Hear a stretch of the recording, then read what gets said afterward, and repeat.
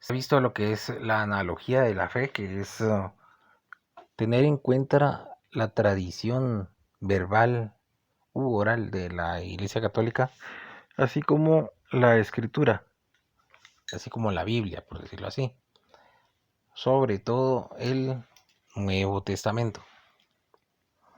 Eso es algo muy bueno. Por otro lado está el leer el contexto, no aislar un pasaje bíblico y tomarlo como independiente, sino que analizar qué es lo que dice antes y después del versículo. Entonces, tratar de identificar el inicio y el fin de una determinada enseñanza en particular. Esto puede ser que sea más de un capítulo el que haya que revisar antes o después. Y el otro punto que es bien importante es el destinatario. Muchas iglesias protestantes toman lo que está en la Biblia y lo aplican a estos tiempos, como que si se estuviera hablando de la gente de estos tiempos. Pero ese es un error. En el sentido literal, siempre, aún Apocalipsis, habla para los cristianos del siglo I después de Cristo. Entonces hay que analizar el destinatario. Entonces tenemos aquí en esta imagen los 4 evangelios y los destinatarios. El evangelio de San Mateo estaba hecho para cristianos procedentes del judaísmo. Por eso es que habla mucho de cuestiones del Antiguo Testamento. El de San Marcos para cristianos procedentes del paganismo. Lo mismo el de San Lucas para cristianos procedentes del paganismo. El de San Juan, cristianos procedentes del judaísmo y paganismo. Ya estos cristianos a los que le habla San Juan ya estaban consolidados en las iglesias. Entonces hay que ver el resto de las cartas. Por ejemplo, la carta a Filipenses es para una ciudad que se llamaba Filipos. Ahí había una iglesia cristiana. Luego tenemos Tesalonicenses. Es Tesalónica, que queda cerca de Filipos, en Grecia. También tenemos Éfeso, que era la carta a los Efesios. Esta es Asia Menor, que es la actual Turquía. Luego tenemos la Galacia. La Galacia era una región en el área Asia Menor que había sido conquistada por franceses, por los galos, y por eso se llamaba la Galacia. No era una ciudad, sino que una región, y ahí quedaba una iglesia. Esa es la carta a los Gálatas. Corinto, tenemos aquí en Grecia también, solo que en la parte sur de Grecia, la ciudad de Corinto. Ahí está, esa es la carta a los Corintios. Luego la carta a los Romanos. Cuando la analizamos, esta carta a los romanos no estaba hecha para gente de Roma, así, por decirlo así, personas que fueran paganos o gentiles, sino que era gente que tenía conocimiento del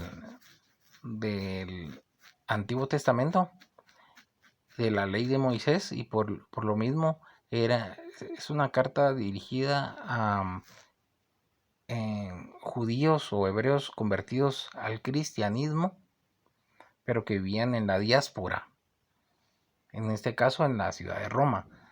No se debe confundir con el Imperio Romano, como hacen los protestantes, que con tal de meter al Vaticano, que no existía en ese tiempo, vienen y hablan de Roma como que si se tratase de la iglesia que quedaba en Roma, y no es así. Colosenses. Ahí había una ciudad en el Asia Menor, que la actual Turquía, que se llamaba Colosas. Y entonces esa es la carta a los colosenses. Tenemos la epístola a Tito, que era un obispo. Dice aquí en esta información de internet, la epístola de Tito es una breve carta de San Pablo a Tito, enviada desde Nicópolis a Creta, donde el mismo Pablo lo había puesto como obispo de la iglesia. Es decir, que Tito era obispo de Creta. Habían obispos desde esa época, ya habían obispos igual que en la actualidad. No es como los protestantes, que ellos dicen de que solo habían pastores y profetas, pero es porque ellos leen otro versículo y se quedan solo con ese versículo. Entonces, no, o sea, si uno analiza la historia de la época, se da cuenta que habían obispos, que habían sacerdotes, solo que la distinción entre el sacerdocio común y el sacerdocio ministerial a veces estaba un poquito todavía no muy bien definida. Está la carta a Filemón. Es otra persona que era dueño de un esclavo y San Pablo le escribe una carta para que lo reciba. Está la carta a los hebreos. Esta carta pues es otra de las epístolas que se le atribuye a San Pablo, pero que en base al análisis literario actual ya no se le atribuye a él, sino que a Apolo o a algún otro discípulo de San Pablo, que sí hay mucho de teología paulina ahí, incluida la abrogación de todo el Antiguo Testamento. Ahí en esta carta es donde se dice de que el Antiguo Testamento ya no está vigente, ni el diezmo, ni las primicias, ni la ley de Moisés. Y por último tenemos la carta a Timoteo, que era otro de los cristianos de aquella época. Aquí nos dice la información de internet que vivió de forma extraordinaria. Su cuadro familiar no fue un instrumento, no fue una limitación para ser instrumento de Dios. Y vamos a verificar qué más. También dice de que este cristiano vivió en Éfeso. Entonces, eso es todo lo que tenemos del Nuevo Testamento, perdón, el Nuevo Testamento. Y está el Apocalipsis, que ese tenía unas iglesias. eh, este San Juan lo escribe a 7 iglesias que quedaban en el Asia Menor. Entonces, esas iglesias son las 7 famosas iglesias del Apocalipsis, pero no eran solo esas iglesias las que habían en esa época, sino que estaba, por ejemplo, la iglesia de Roma, que era la sede donde está ahora el Vaticano. Pues esta viene desde esa época. Y estas iglesias del Asia Menor desaparecieron porque llegaron los musulmanes y mataron a los cristianos que vivían en esa región. Eso es lo que hay que cuidar, verificar quién es el destinatario y atribuirle ese mensaje a ese destinatario de esa época y no trasladarlo para la época actual.